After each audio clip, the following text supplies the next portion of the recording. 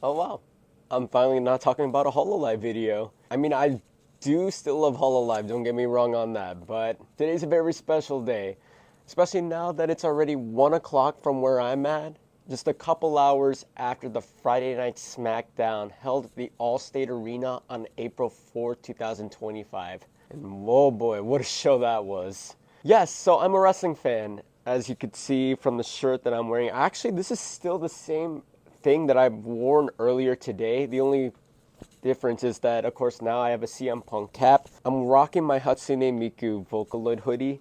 I thought today was a really fun day. Despite like how things turned out and everything, I still had a blast regardless. I want to talk to you guys about my experience of going to my first ever Friday Night SmackDown live in Chicago, as well as experiencing how it feels like being in the arena. The last time I actually went to a live show, it was actually a pay-per-view back in 2011 held in the Allstate Arena, Money in the Bank. And it's the first time ever that I truly became a wrestling fan, where I witnessed John Cena versus CM Punk for the main event for the WWE Championship. In fact, I actually kept the DVD that was being sold around that time, Money in the Bank 2011, and how it allowed me to realize like it's not about who you cheer as the babyface and who you boo as the heel. It's you cheer whoever you want and you boo whoever you want. This was the night that truly made me become a real wrestling fan. And now, over a decade later, I finally had a chance to return back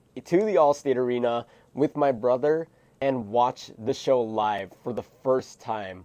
Live, I mean like on television. I've seen live on pay-per-view, but not live on like actual TV and stuff. Let me give you guys my experience when watching my first ever Friday Night SmackDown live in the Allstate Arena. Before everything starts off, the main show starts, I completely forgot that WWE Speed was a thing. It's a quick show on Twitter that lasts about 3 minutes where two superstars would go up against each other and see who would win in under 3 minutes. The match that we saw there was Michin versus Sol Ruka. The only thing that I could really remember is towards like the latter portion of the match, Sol Ruka hits her Soul Snatcher, her finishing maneuver, where she goes to the corner, like I think like backflips or front flips or whatever, into like an RKO position to Michin. 1, 2, 3, that was it. That was the first portion of it, so nothing too much. Your average match that you see on like WWE Speed or whatsoever.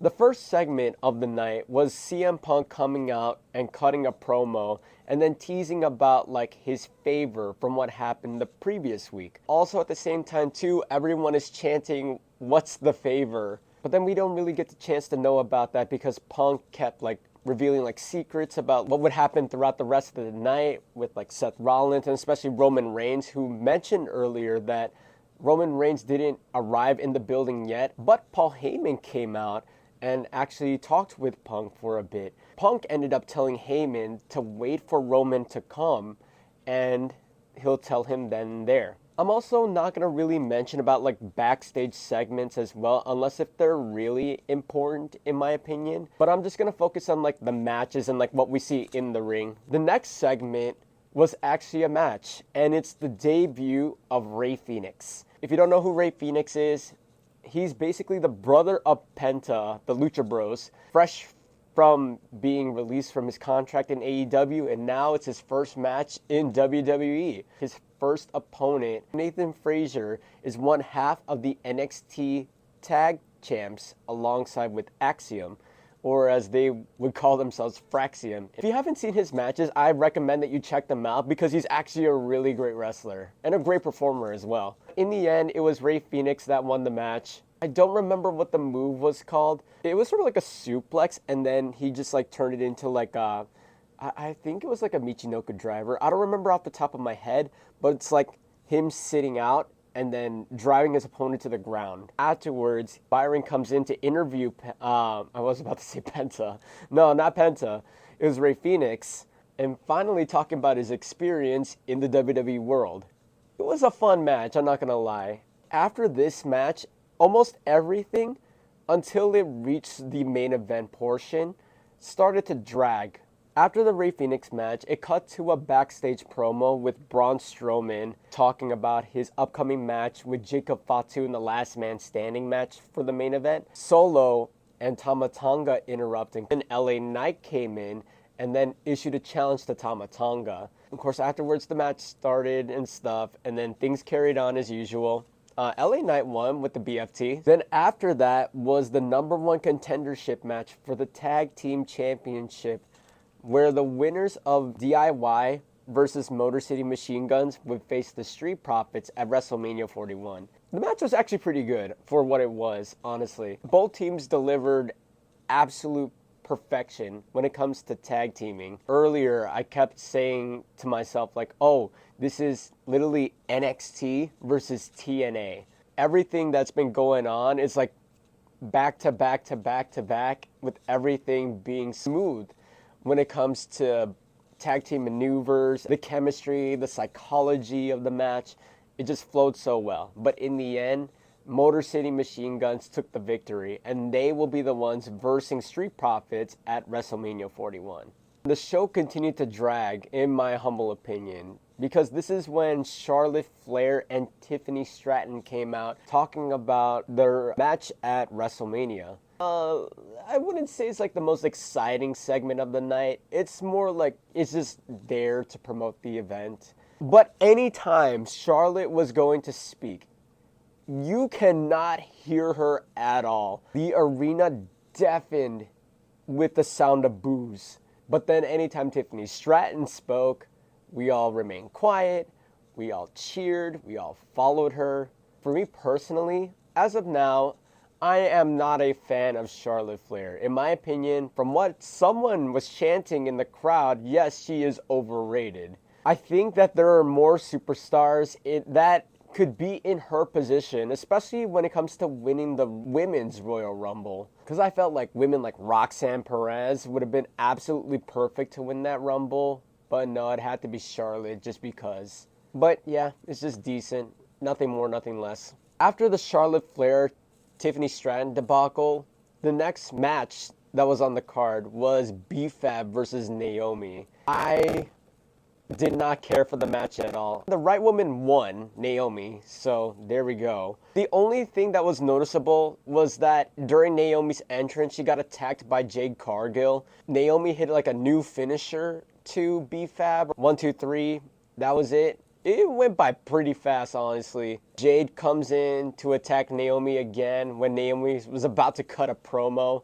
And then Nick Aldis comes in and then mentions that they're going to have a match at WrestleMania. It's official. Naomi versus Jade Cargill at WrestleMania. That's cool and all. That segment was pretty much lackluster. It didn't really bring anything to like hyping up the crowd. Literally throughout the entire match, me, my brother, and like 2 other guys were talking with each other, talking about like how we were already drained, especially like from the beginning of the show where CM Punk was cutting his promo, and then it just like sort of dragged and dragged and dragged. However, afterwards, it sort of like brought it back up again, because this was like one of the more, I wouldn't say unexpected moments to happen, because I thought something else was gonna happen, but it turns out it didn't. What? Let me explain. This is when Kevin Owens came out and had to explain in the situation where he had to have to stop wrestling for a while to have neck surgery. Because of that, he won't be able to face Randy Orton at WrestleMania 41.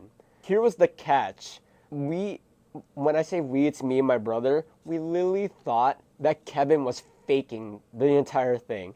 Because I literally heard about the news that Kevin Owens was injured and wouldn't be able to compete for WrestleMania. But it turns out that when he was actually in the show, he was legit telling the truth. And it was funny too, because like when he came out the first time, everyone was booing him. And I felt like I was the only one in the section that was like cheering as loud as possible. Like, here's my proof.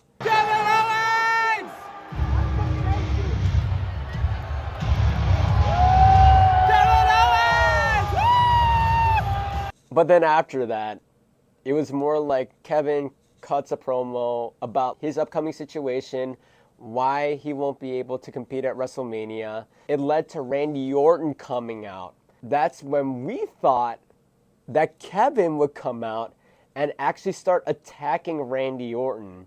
Or at least Randy would like cut like a sincere promo and like wish Kevin Owens all the best and stuff. Kevin just fakes it and then just starts beating up Randy Orton. We were really hoping for that to happen. But instead, they just like see each other. It seemed like Randy was about to like wish Kevin like best in his surgery, but Kevin just like hops off and just ends up walking to the back. Randy gets into the ring. Nick Aldis mentions that Randy won't be able to compete at WrestleMania because he no longer has an opponent. Randy hit an RKO to Nick Aldis. But yeah, we can only hope to see that Randy actually has an opponent for WrestleMania. Otherwise, if not, then honestly, I feel bad for both him and Kevin Owens. Well, Kevin Owens especially because he can't even perform at WrestleMania anymore.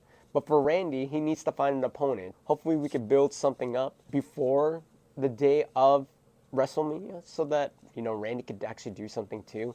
I heard that Sheamus isn't wrestling, so maybe you can include him as well. I mean, just a hunch.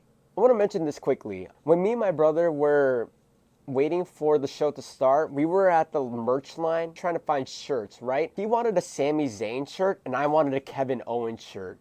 It's sort of like our team bond with each other because his favorite wrestler, other than like CM Punk, Cody Rhodes or whatever, Sami Zayn. And then if it weren't for CM Punk coming back, my favorite wrestler is Kevin Owens. We were hoping that we would find like matching shirts with each other. Like for me, I wear the KO shirt to represent Kevin Owens. My brother has Sami Zayn shirt to represent him.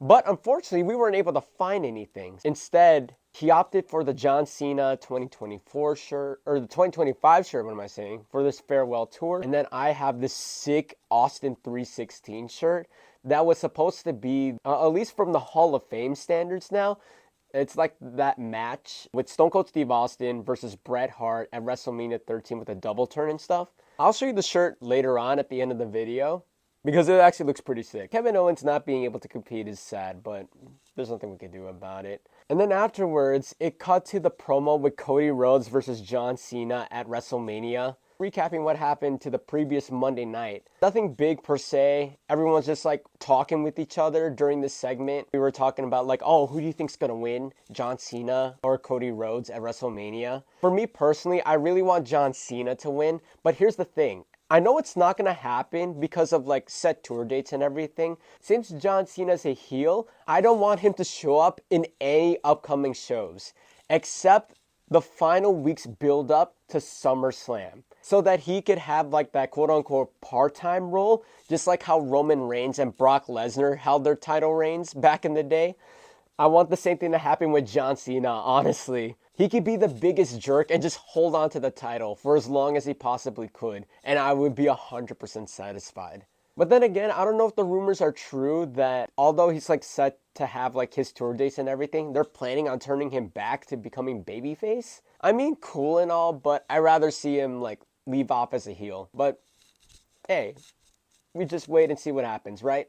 Steam started picking up again because it led up to the main event match of Braun Strowman versus Jacob Fatu in a last man standing match. Oh my gosh, when this match started, everyone was finally on their feet and we were all having fun, saying different chants and all, and especially supporting Jacob Fatu. We didn't expect to see that Jacob Fatu would immediately hit his moonsault twice on Braun Strowman towards the beginning of the match. Everyone was chanting for tables, and we had a table spot. I'll quickly show that. And then there were also barricade spots.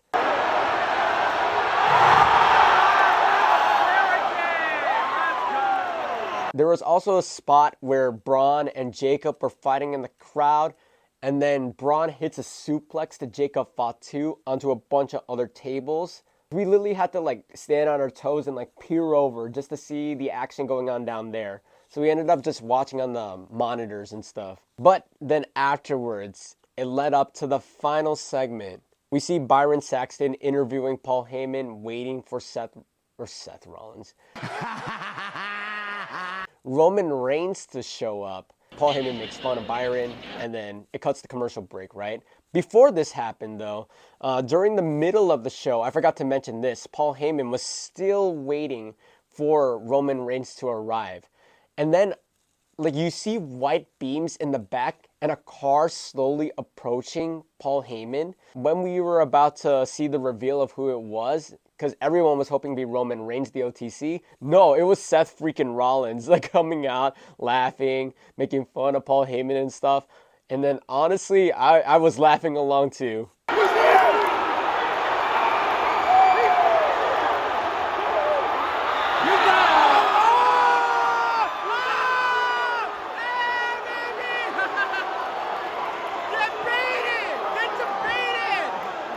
I sort of knew that something like this was going to come.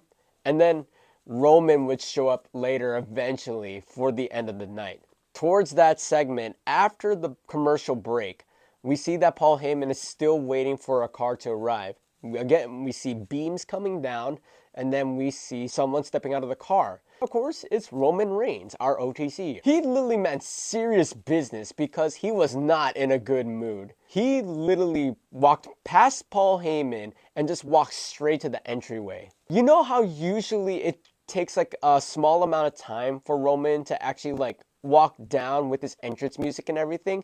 No, instead he literally darted his way down to the ring without like waiting for like his beat to drop in the song, if you know. We see Paul Heyman following along. Roman's like, Chicago, acknowledge me. And then talks about WrestleMania and stuff, as well as bringing Punk out so that we could talk about his favor from last week. And then Seth Rollins comes out, recaps everything about what happened. CM Punk comes back up. We finally get to hear what Punk's favor is. And that favor was that on WrestleMania that evening for the main event, Paul Heyman will be on the side of CM Punk. Roman objects. You see like Paul Heyman actually like crying too, just like what happened with CM Punk last week, because it's like how conflicted he is between choosing his tribal chief as well as his best friend. Seth Rollins just like having the time of his life, just like watching everything play through. And then Punk attacks Roman Reigns and then hits him with a go to sleep. And then that's how the show closed. Roman was lying in the ring. Punk faced Rollins and they were having a stare down for a bit. And then Seth left. Everyone started booing. And then Punk just celebrated in the ring. And while Paul Heyman was on ringside with being all concerned about what happened between CM Punk and Roman Reigns. There was actually a dark match that followed. It was funny too because during the middle of the show, or like towards the end of the show I should say, like usually when they tease about the next matches or like the appearances of certain superstars that would follow up in the next week's SmackDown or whatever, one of them was Cody Rhodes' return to SmackDown. And everyone was upset because we thought that Cody was actually going to be at the show. That dark match, Cody Rhodes was in it. When we heard Cody Rhodes' music, we all freaked out. Cody Rhodes! Cody Rhodes is here! Oh my God! Everyone started singing along to Cody's theme. I think it was like the most energetic everyone has been ever since Punk came out the first time. Solo Sikoa came out. It was just Solo, like not even Tama Tonga or like Jacob Fatu came out with him or whatsoever. Cody and Jacob like standing on specific corners, taking turns, booing Solo while cheering Cody. Towards the end of the match, we see Solo low-blowing Cody Rhodes like the same way how John Cena would. In the end, it was Cody Rhodes hitting 3 crossroads, 1, 2, 3, and then that's it. They celebrate. Cody thanks everyone for coming to Chicago, as well as bringing over the Cody Rhodes sing-along chant from overseas into the States. Besides the Roman Reigns chant that was sung earlier, Cody Rhodes also had one for his as well. Are we going to be hearing that chant on a regular basis? Because I have to be honest, I absolutely love it.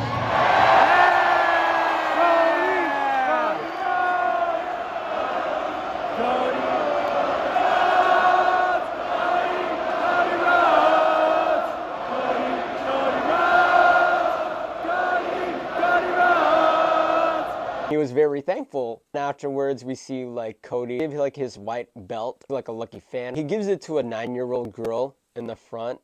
And then it's like, I think it was like her birthday or something. We see like Cody like thanking everybody, especially like Charles Robinson, who was helping in like removing the ring. Overall, when it comes to my thoughts about the show, I thought the show was just good. It's not great. It's not bad, but it's good. It's like in between. Reason why is because we have the teaser of Punk coming out about his favor, and so we had to sit throughout the entire show just to figure out what that favor is. Throughout the entire time, like, yeah, each wrestlers had their own segments and everything, but every time it passed through, it just kept more boring and boring and boring throughout each of the segments. And then when things started picking back up again, we were all full of energy, everyone's on their feet, everyone's cheering, everyone's having fun. I'd probably rate the show about like maybe 7 out of 10. Again, it's not great at its standards, it's not awesome, it's not bad, heck, it's not even like okay or mediocre. It's more of good. Like excellent segments, they were spot on, especially the favor reveal at the end with Paul Heyman being on the side of CM Punk at WrestleMania. That was a fun build-up.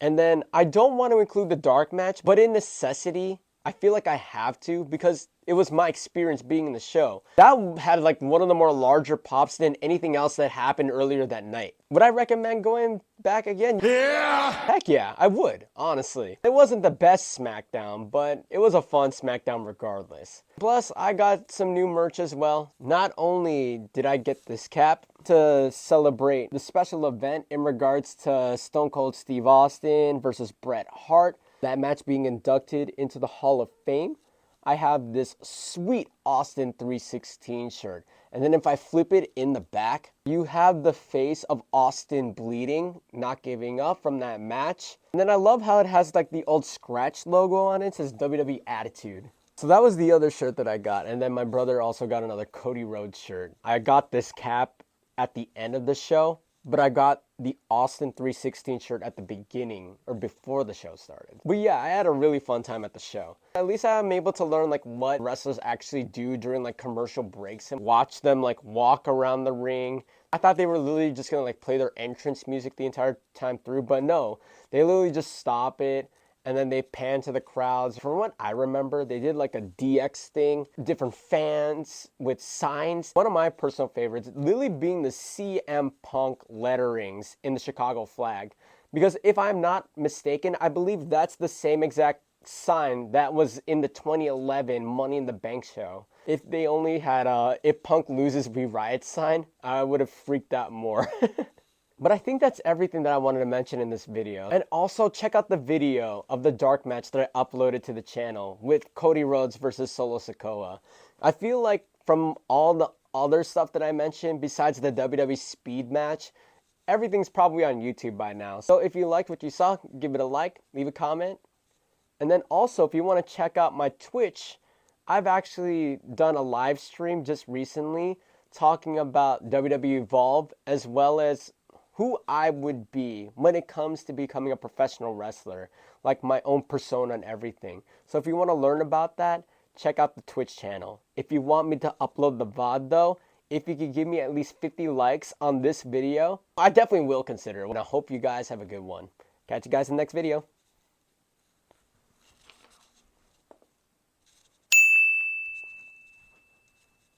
Oh, that's Cody Rhodes' bus. Bye, Cody!